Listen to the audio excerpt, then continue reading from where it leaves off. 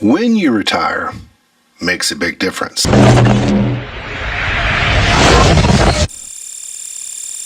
Hey, what is up? Thanks for stopping by, taking your time out of your busy day to watch this video.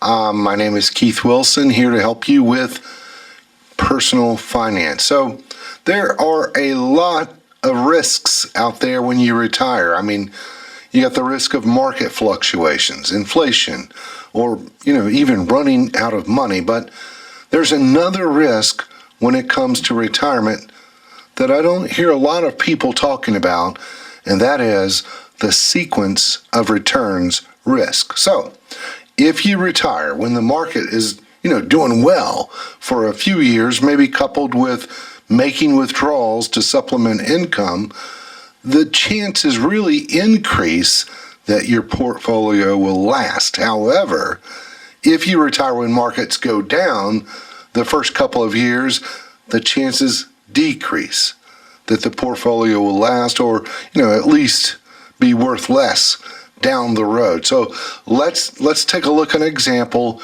at what I am talking about. So let's say you retire in the year 1995 and you've got a beginning balance of $1 million, and you're going to start withdrawing, let's say $65,000 a year. We'll adjust that each year for inflation.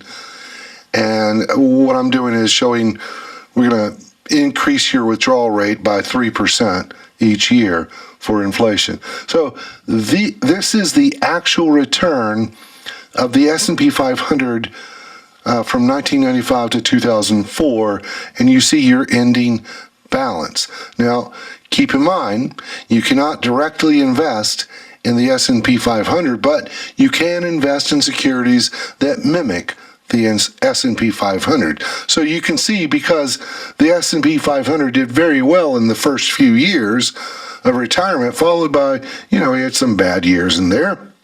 Right here, the portfolio was still worth over $2 million at the end of 10 years. But what if you retired and then suddenly markets were negative? So let's look at that. So let's say you retired in the year 2000, same thing, beginning balance, $1 million, same withdrawal, $65,000, but now for the first few years of retirement, the S&P 500 dropped, and later had a few good years following that. Now at the end of 10 years, look at this. The portfolio was worth a little less than $126,000 a year. So it makes a big difference when you retire and how markets perform during those first few years. But hey, nobody can predict what markets will do in the first few years of your retirement, right? So here are a few things to consider to possibly mitigate this risk. First of all, the example I showed was having your portfolio track the S&P 500, which is all stock. So one thing you might want to look at is having your retirement money more diversified. Say, some in stocks, some in fixed income bonds, instead of 100% exposure to stocks. Now, I got to say this.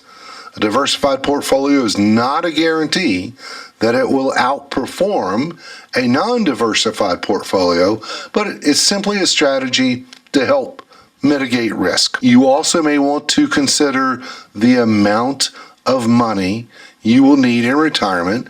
Think about that. Have a couple of years set aside in cash or fixed income ahead of retirement. That way, when you retire, you could leave your portfolio alone for the first couple of years. So if there is a downturn, then the portfolio may have time to recover. So another thing is, in my example here, I was showing a $65,000 per year distribution from a $1 million portfolio. That represents 6.5% of the portfolio. That's It's a pretty high withdrawal rate. Now, there's this fellow, William Bengen. He did a study about withdrawal rates, and in his study, he found that a 4% withdrawal rate gives you a pretty good chance of funding a 30-year retirement. However, later on, he adjusted that figure and indicated perhaps 5% withdrawal rate would work. In any case, you may need to adjust the amount you withdraw during market downturns. So you see, there's a lot to consider here. You can't predict what the market will do when you retire, and that's why it requires, a little planning ahead of time. So, hey, I hope you got something out of this. If you did, I'd appreciate you subscribe to this channel for more videos discussing your personal finance.